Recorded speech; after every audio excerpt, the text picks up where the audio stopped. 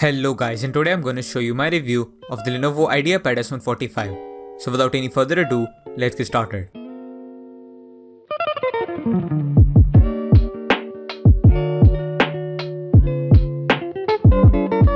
So the Lenovo IdeaPad S145 is a very popular budget laptop from Lenovo that was released quite a while ago and has many different variations.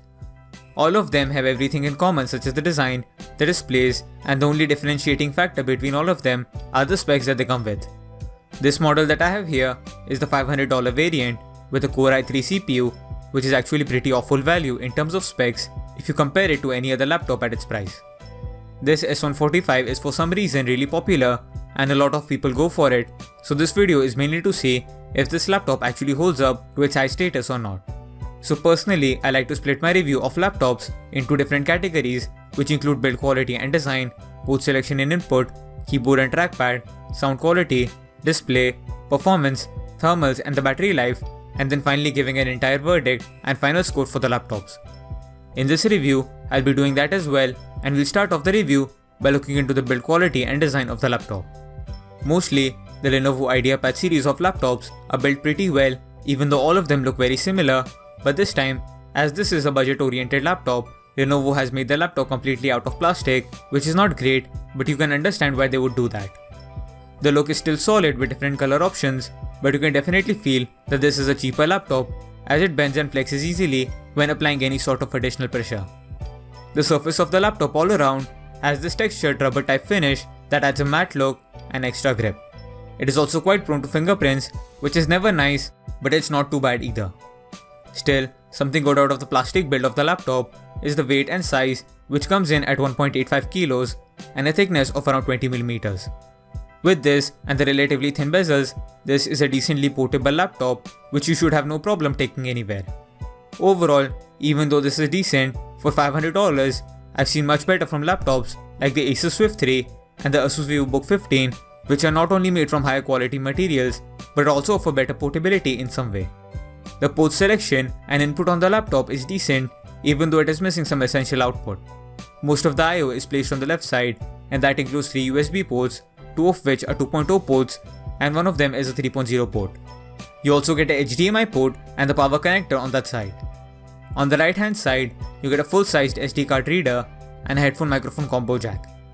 So you don't get an Ethernet or Type-C port with this, which is a huge letdown in my opinion, but at least you have multiple Type-A ports, which should be sufficient for most people buying this. The keyboard and trackpad on the laptop are pretty good, as they usually are on Lenovo laptops.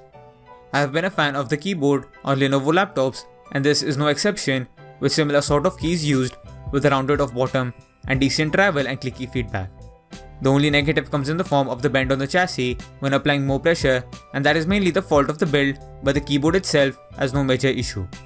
The trackpad on this is of a decent size with a matte coating and accurate response.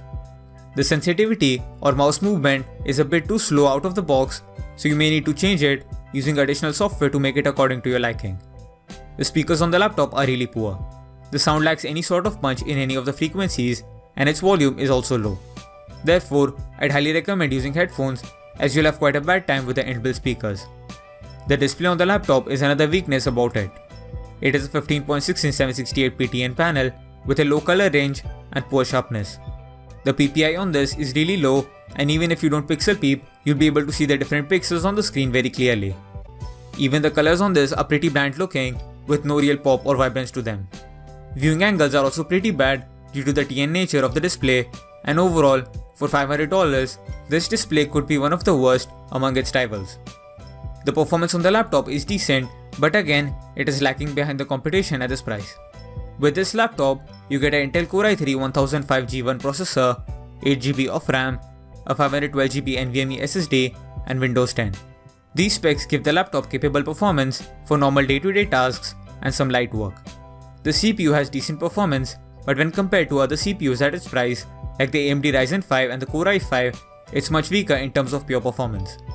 Graphics performance though is where it struggles the most, as it only has the integrated Intel UHD graphics that don't perform that well nowadays.